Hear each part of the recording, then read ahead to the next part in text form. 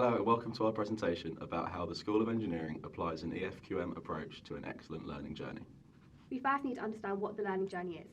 That includes everything from inductions to lectures, labs, use of the build space, year in industries or placements, courseworks and exams. Everything from first year up until graduation. We've decided to refer to an excellent learning journey as a continuous learning experience. It's not just a one-off event, not just one great module in second year or one great trip to JLR. How can we measure this as well? Well, we can look at league tables, which consider employability, student satisfaction and research.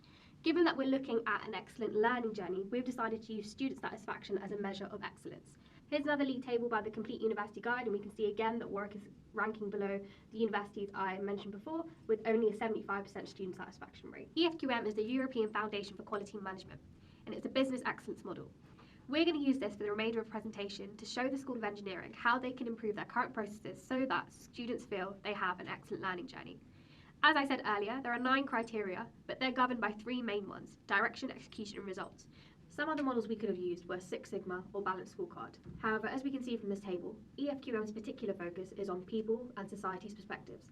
Given we're thinking about students and student satisfaction, that's a lot more fitting than reducing error or financial and customer perspectives. Additionally, it's also important to note that Warwick currently hold a gold standard against the Teaching Excellence Framework, but this model does not measure against feedback, which, as we saw earlier, is one of the weakest scoring measures for student satisfaction. The first major category of the model looks at an organisation's direction. The first criterion of this section is purpose, strategy and vision. The first major point in this criterion is the purpose and vision of the organisation. The School of Engineering's primary purpose is to ensure that its students gain the required skills and knowledge to take into further employment. The ecosystem that the school operates in would be the University of Warwick as a whole or other engineering schools across the country. The School of Engineering would have a long-term vision of attracting more students to the course and getting more funding, which can then be reinvested into the school. Next, we look to understand the needs of key stakeholders of the School of Engineering. For the students, they aim to get the best grades possible in order to secure the best job available, as well as gain knowledge about modules that they may have a previous interest in. For the university, their main concern is how the engineering school ranks amongst other unis, which in turn encourages more potential high achieving students to join. The final point in this criterion is the strategy of the organisation, which is the method that the School of Engineering will use to realise its purpose and vision. To achieve better student grades, the School of Engineering will need to provide engaging and informative lectures, as well as additional support sessions for students that may be struggling with the content. Assignments and exams need to be explained clearly through their briefs in order for students to better understand how to do well in them. Student employability can be achieved through organising careers fairs and workshops and sending out regular careers opportunities for students to engage with. To attract future students, the school should hold exciting open days and visit schools to inform prospective students about what goes on at work. The School of Engineering has recently seen a leadership change, where a new head of teaching has brought about changes in module leader structure as well as other staffing structures. The student voice has never felt more empowered, creating motivation and community values within the students. However, whilst this is bringing about short-term positive change, it will be interesting to assess in the long term whether this has any negative impacts on the staff. An authoritarian leadership adopted by the head of teaching might mean that the staff voice is low. The motivation amongst staff to come up with innovative processes, if they're being told exactly how they must do it, might dwindle, and the staff feel like their community is being torn apart. In order to mitigate these negative impacts on the staff, then rather than solely a student-led approach, a staff-led approach could be adopted by the head of teaching. This would allow staff to come together, rebuild their communities, and share best practices. They also feel like they have power and they have an ability to impact their roles. The next part of the direction criterion is in organisational culture and values. A large part of the organisation's culture lies in the values they uphold. Whilst not published, the school exhibits some common themes in their branding and literature, the first being fostering a culture that values excellence, continuous improvement, academic integrity and widening participation. This can be seen with the Head of School Awards at graduations and through on-campus and in-school outreach events. The school must also value encouraging open communication, respect and collaboration among faculty, staff and students. The Dignity at Warwick policy is university-wide and the school adhere to and promote this. Finally, the school promote ethical behaviour, equality, diversity and inclusion within the community. The school hold an Athena Swan Silver Award and have social inclusion champions. The EDI committee meet once a term and report to the senior management. The next major section of the model is execution. Engaging stakeholders is the first criterion of the execution group. It entails fostering a culture of open communication and collaboration with all stakeholders to align effort towards shared goals. So, starting off with customers, this is a focus on developing strong and sustainable relationships with students. It is done by understanding and meeting students' educational and career needs effectively. This is already accomplished by the School of Engineering, as there are a number of student feedback opportunities and career fairs available to all.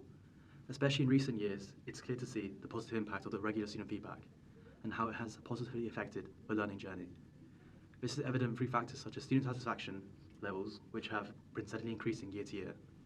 The School of Engineering also engages students through coursework such as the 3rd and 4th year projects, where students are allowed to select their project based on their own interests. The next point is people, which focuses on attracting, developing, and retaining talented faculty and staff by providing opportunities for professional growth and creating a supportive work environment. The School of Engineering achieves this by offering regular training and development opportunities for faculty, as well as numerous meaningful research opportunities, partners and suppliers. This consists of building and maintaining strong relationships with industry partners and suppliers to support the School of Engineering's educational programs, research initiatives, and create value through collaboration. The School of Engineering achieves this successfully by focusing on preparing its students for the workplace, as well as maintaining a strong relationship with industry partners such as WMG. Students can expect to complete several multidisciplinary projects, especially in the 3rd and 4th years, where some of the selectable projects have direct links to real and meaningful research conducted with industry partners like WMG. Given its strong focus on industry, it's no surprise that the Warwick School of Engineering ranks first in the Ross Group for work-based learning. Part of execution is to make sure that the value we are creating is sustainable. Sustainable suggests that this value is continued. We've already discussed how student satisfaction is something that we are using to measure value, to measure the excellence journey. And the way that the university does this currently is via surveys such as the module feedback surveys. At current, the feedback is given towards the end of a module or towards the end of the year, so students do not actually get to experience the impact of such improvements. Therefore, we would recommend a continuous feedback system where feedback can be provided at any time. The university could also use this data in other ways, such as comparing student satisfaction at a certain time compared to when an assignment is given in, to map performance against student satisfaction to understand the effect that they both have or where improvements are required. The third element to execution is driving performance and transformation.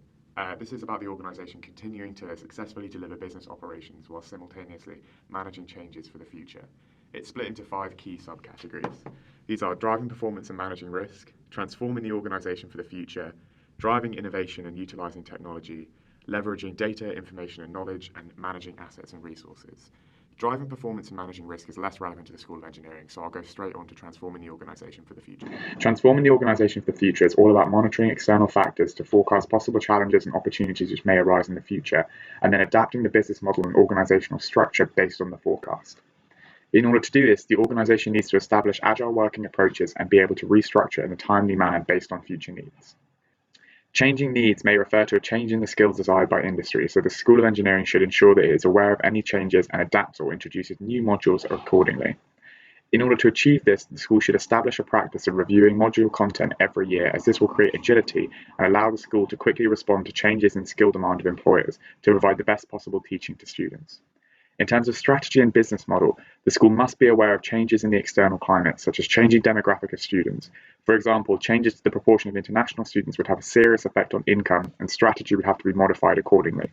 Or if the UK government progresses towards free tuition, this would also affect budgeting and strategy. This is all about encouraging innovative ideas and using new technology to create new opportunities and value in the organisation, as well as ensuring that the full life cycle of technology is considered.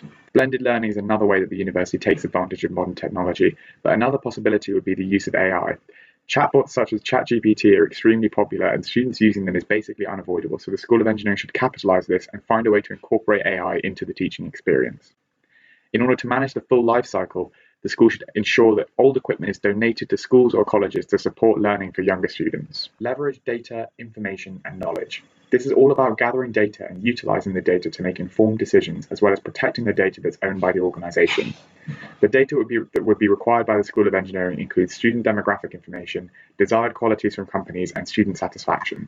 The School of Engineering is already quite good at gathering this data from industry, but students are another key stakeholder and student feedback is lacking.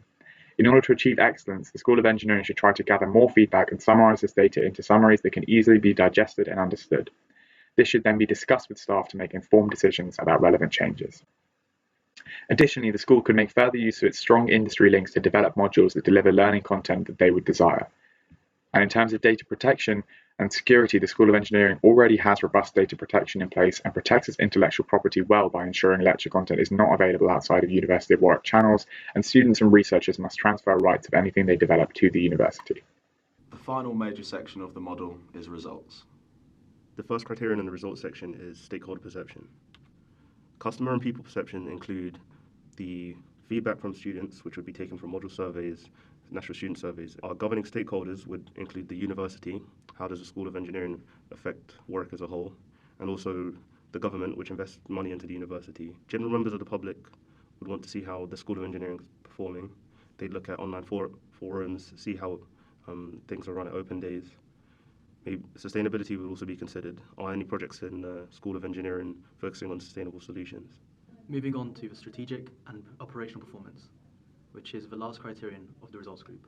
The most relevant and applicable points within this criterion include the assessment of an organisation's achievements in delivering its purpose and strategy and creating sustainable value, as well as the fulfilment of key stakeholder expectations. Starting with achievements in delivering its purpose and strategy, it is clear that the School of Engineering does this by offering a high-quality education, by implementing innovations in education such as blended learning, as well as coursework that is relevant and not outdated.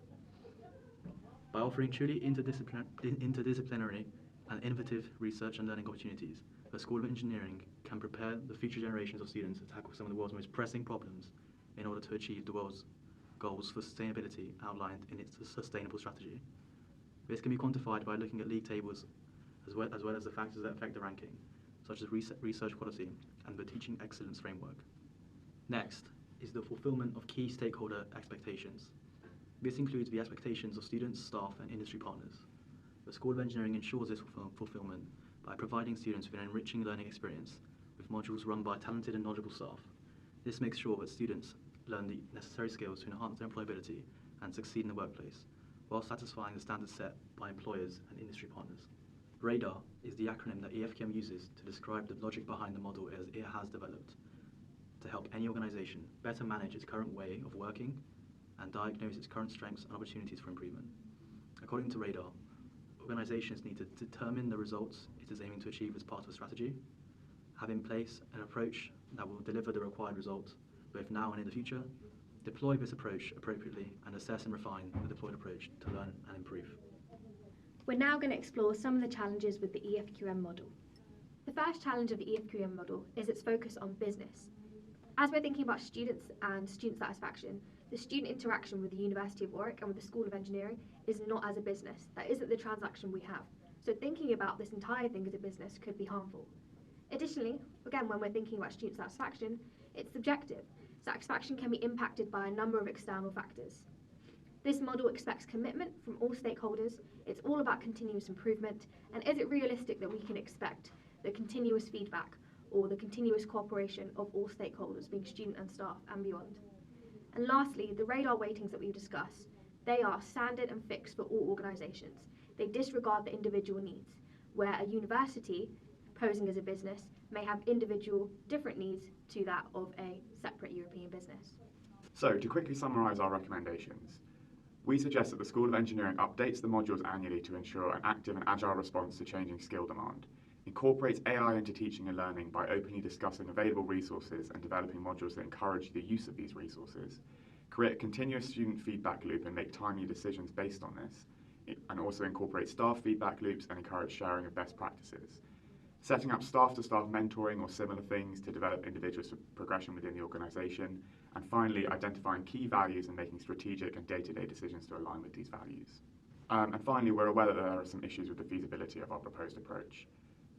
The first of these is that there will always be a low proportion of students providing feedback, and it's a really hard thing to try and increase. Secondly, the School of Engineering falls underneath the University of Warwick and therefore cannot make its own decisions independently. It has to rely on the university for some things. There will be clashing priorities such as financial stuff, so there are other modules such as the balanced scorecard which better incorporate this, and some of the things that we're suggesting, such as reviewing modules every year, will take a lot of time and a lot of money. Hence, updating modules annually creates increased workload for the staff. Thank you for watching. We welcome any questions.